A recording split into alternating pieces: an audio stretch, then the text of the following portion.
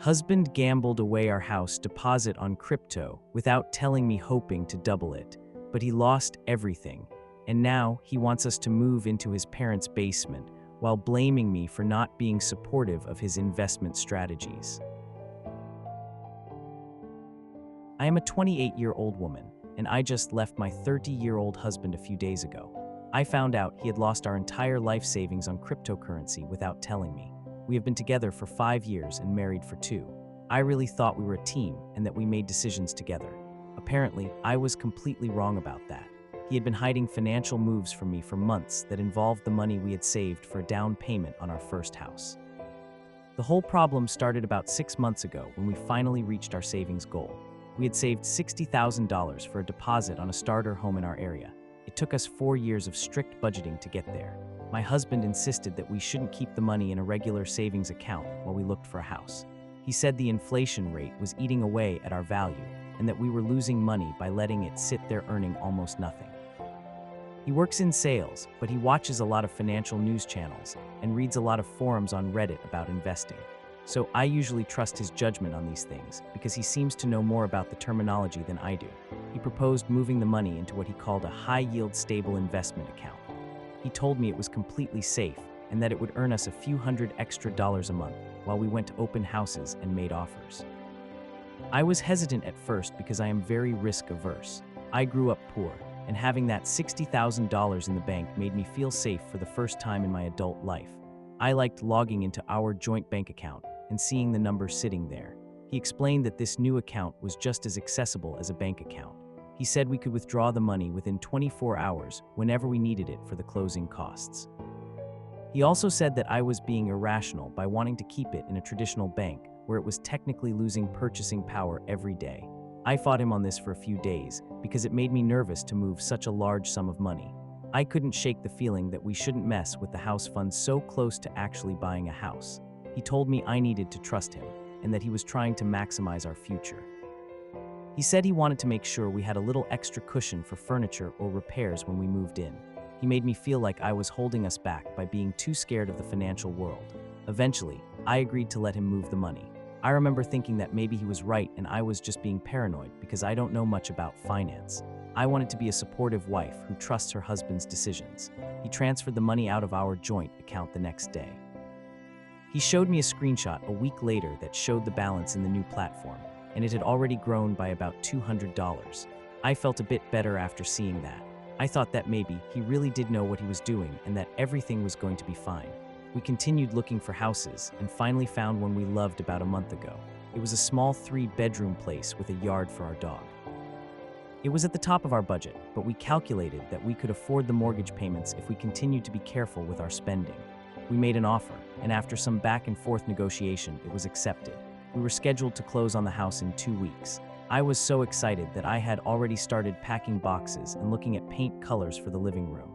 My husband seemed excited too, but he was acting a little strange lately. He was spending a lot more time on his phone and staying up really late at night on his computer in the office. I asked him if he was stressed about the move or the mortgage approval process. He told me it was just work stress and that he was trying to close a few extra sales before we moved so we would have some extra cash. I believed him because his job is commission-based and can be very high pressure at the end of the quarter.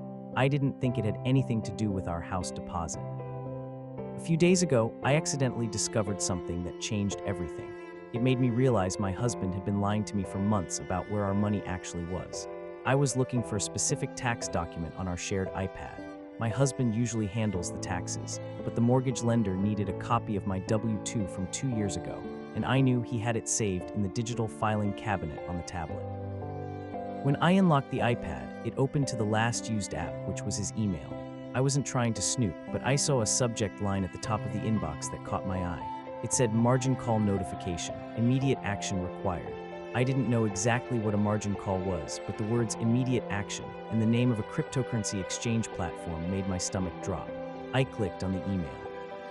It said that his account value had dropped below the required maintenance level and that his positions were being liquidated. I saw numbers in red that didn't make sense to me at first. It looked like thousands of dollars were being wiped out. I felt like I couldn't breathe. I started searching his inbox for deposit and transfer. I found emails from months ago confirming that he had moved our $60,000 not into a high-yield savings account, but into a crypto trading platform. I also found emails confirming multiple additional deposits from our emergency fund credit card, which I didn't even know he was using. It looked like he had been trying to add more money to the account to stop it from crashing. I took screenshots of everything on my phone because my hands were shaking so bad I was worried I would drop the iPad. I checked the current balance on the app, which was also installed on the iPad. The balance was $412. Our $60,000 was gone. It had completely evaporated. I sat there on the couch for about an hour just staring at the wall. I couldn't process the fact that we were supposed to buy a house in 2 weeks and we had no money. When my husband came home from work that evening, he walked in smiling and asked what was for dinner. I was sitting at the kitchen table with the iPad in front of me. I asked him to sit down. I think he knew something was wrong immediately because he stopped smiling and got very quiet. I turned the iPad around and showed him the email about the liquidation. He didn't look surprised. He just sighed and rubbed his face with his hands. He started talking really fast, saying that he could explain and that it wasn't as bad as it looked. He claimed that the market was just in a temporary downturn and that he had a plan to make it all back. He said if we just waited a few months, the prices would bounce back and we would actually have double what we started with. I asked him specifically where the $60,000 was right now. I asked him if we could withdraw it today to pay for the house closing next week. He finally admitted that we couldn't. He said the money was tied up in bad positions and that if he sold now, we would lock in the losses. He admitted that the actual accessible cash in the account was almost zero because he had been trading on leverage. I asked him what leverage meant. He explained that he had borrowed money from the platform to make bigger bets, hoping to maximize the profit. But when the price went down, the platform took our money to cover the loan. I told him that meant the money wasn't tied up, it was gone. He had gambled our house deposit and lost it. He got defensive and said he wasn't gambling. He said he was investing strategically and that he had done it for us. He wanted to surprise me by turning the $60,000 into $100,000 so we could renovate the kitchen immediately. Then he told me his solution for the house situation. He said we would have to back out of the purchase and lose our earnest money deposit, which was another $2,000. He said he had already talked to his parents, and they agreed to let us move into their basement for a year or two. He said we could live there rent-free and save up the money again. He acted like this was a perfectly reasonable plan. He said living in the basement would actually be good for us because we could save money faster without paying rent on our current apartment. I stared at him. I couldn't believe he was suggesting we move into his parents' basement as a solution to him losing our life savings. I am 28 years old. I have a full-time job. I do not want to live in a basement with his mother doing my laundry. I told him I wasn't moving into his parents' basement. I told him I couldn't believe he had done this without asking me. He got angry then. He blamed me for not being supportive. He said that if I hadn't been so anxious about money all the time, he wouldn't have felt the pressure to make big gains quickly. He said my scarcity mindset was the reason he had to take risks. He claimed that if I understood the market better, I would know that he made the right call and just got unlucky with the timing. I told him that lying to me for 6 months wasn't about timing. It was about respect. I told him I couldn't stay in the house with him right now. I packed a bag and went to stay with my sister. I've been here for 3 days. I had to call our realtor and tell her we were backing out of the house. I didn't tell her the real reason because I was too humiliated. I just said our financing fell through. My husband has been texting me nonstop. He keeps sending me charts and graphs trying to prove that his strategy was sound. He says I'm overreacting by leaving and that I'm abandoning him when he's down. I feel like my entire life has been pulled out from under me. I don't know how to move forward from this. Update 1. I want to thank everyone for the comments on my last post. It helped me realize that I wasn't crazy for being angry. I've been staying at my sister's place for almost a week now. I wanted to update you on what has happened since I left. The situation has honestly gotten worse and more pathetic. The day after I left, my husband, I guess I should call him my estranged husband for now, sent me a long email. I thought it might be an apology, but it wasn't. It was a budget proposal for living in his parents' basement. He had created a spreadsheet showing how much money we could save if we lived there for 24 months. He included columns for Crypto Recovery Fund, where he planned to put 20% of our income to win back what he lost. He truly believes that he is just one good trade away from fixing everything.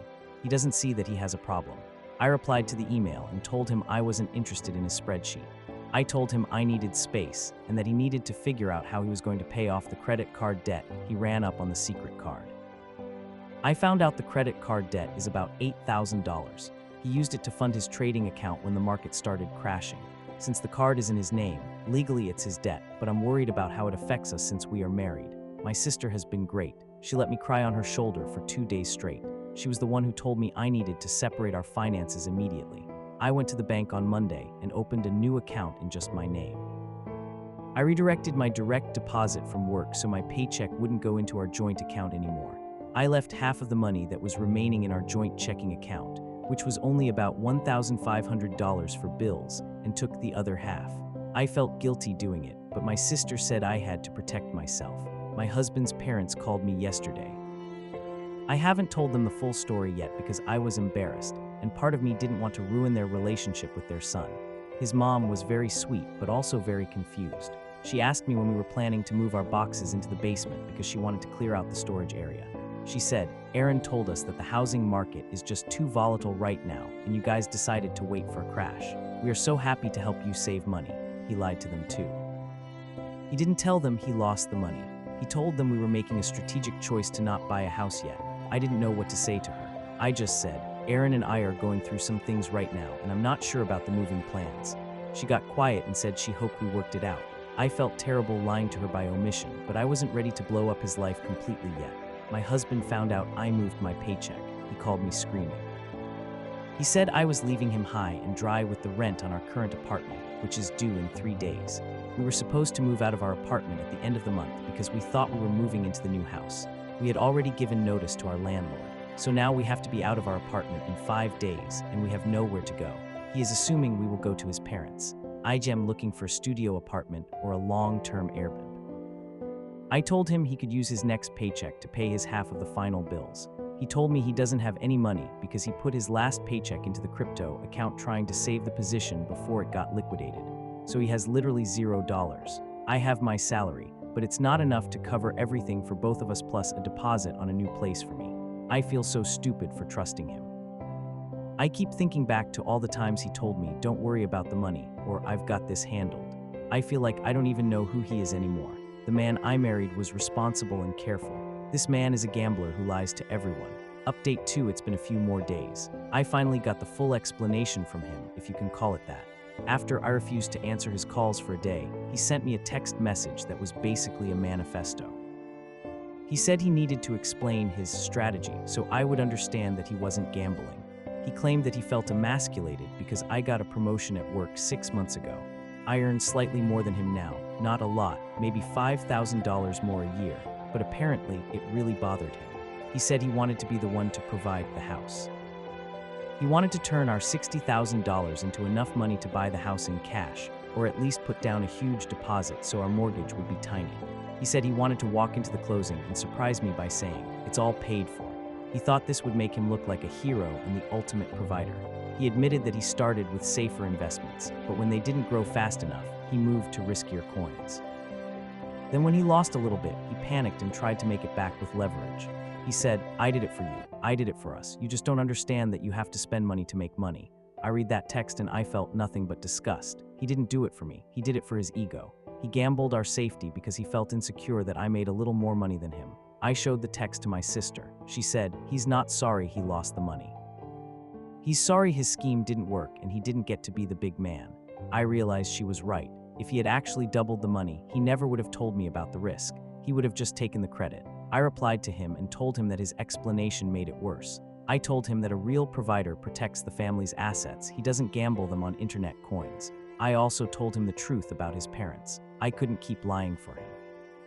I called his mom back yesterday. I told her everything. I told her there was no strategic market decision. I told her Aaron lost $60,000 and has $8,000 in credit card debt. There was a long silence on the phone, then she started crying. She said she couldn't believe it. She thanked me for telling her. I guess she called him immediately after because my phone blew up about 10 minutes later. He sent me texts calling me a traitor and a snitch. He said I humiliated him in front of his family. He asked how I could betray his trust like that. The irony of him talking about betraying trust is apparently lost on him. I also found a place to live. It's a tiny studio apartment about 20 minutes from my sister's place. It's half the size of the place we were going to buy, and it costs way too much, but I can afford it on my own. I signed the lease this morning. I'm moving in this weekend. I told my husband he needs to figure out his own living situation. I assume he will be moving into the basement, but it won't be the fun, money-saving adventure he planned. It will be because he has nowhere else to go. Update 3: I went to our old apartment yesterday to get the rest of my things. We had to be out by 5:00 p.m. because the lease was up. I asked my brother-in-law, my sister's husband, to come with me because I didn't want to be alone with Aaron. I was worried he would try to guilt-trip me or start an argument. When we got there, the apartment was a mess. Aaron hadn't packed anything. He was sitting on the floor in the living room playing video games. There were boxes everywhere, but half of them weren't taped shut. It looked like he had just given up. When he saw me, he turned off the TV and stood up. He looked terrible. He hadn't shaved in days and his clothes were dirty. He started crying immediately. He came over and tried to hug me, but I stepped back. My brother-in-law stepped in between us. Aaron begged me to give him another chance. He said he would get a second job. He said he would go to Gamblers Anonymous. He said he would do anything if I just didn't leave him. He said, "I can fix this. I know the market is turning around. I just saw a report that said." I cut him off. I said, "Stop. You are still talking about the market. You are still obsessed with it." He tried to blame the market manipulation again. He said it was the whales and the institutions that stole our money. He refused to take responsibility for clicking the buttons. I told him I was done. I told him I filed for a legal separation. I handed him the papers right there. His dad showed up about 20 minutes later with a U-Haul truck. His dad looked furious. He didn't even look at Aaron. He just started grabbing boxes and carrying them out. His dad came over to me and apologized. He said, "I am so sorry he did this to you. We raised him better than this." It was heartbreaking to see his dad so disappointed. Aaron just stood there watching his dad carry his stuff. He didn't help. He looked like a sullen teenager. I realized then that I wasn't losing a partner. I was losing a dependent. I was losing a child I didn't give birth to. It took about 2 hours to clear everything out. I took my furniture, the stuff I paid for before we got married, and my clothes. Aaron tried to argue about the TV. He said he needed it for his mental health. I told him he could keep it. I didn't care. When they drove away, I sat on the floor of the empty apartment and cried for about 10 minutes. I cried for the house we didn't buy. I cried for the kitchen I was going to paint yellow. But then I stood up and locked the door. I dropped the keys off at the leasing office. I drove to my new studio apartment. It was empty and echoed when I walked in. I ordered a pizza and sat on the floor eating it. It's going to be hard. I have zero savings now. I have to start from scratch at 28. It took us 4 years to save that money, and now I have to do it alone. But I checked my bank account on my phone while I was eating. The balance was small, but it was my money. And I knew that when I woke up tomorrow, it would still be there. No one was going to gamble it away while I slept. I feel lighter than I have in months. I didn't realize how much anxiety I was carrying trying to manage his emotions and his secrets. I'm devastated, but I'm free. And I think that's worth more than the $60,000. I'm going to focus on my job.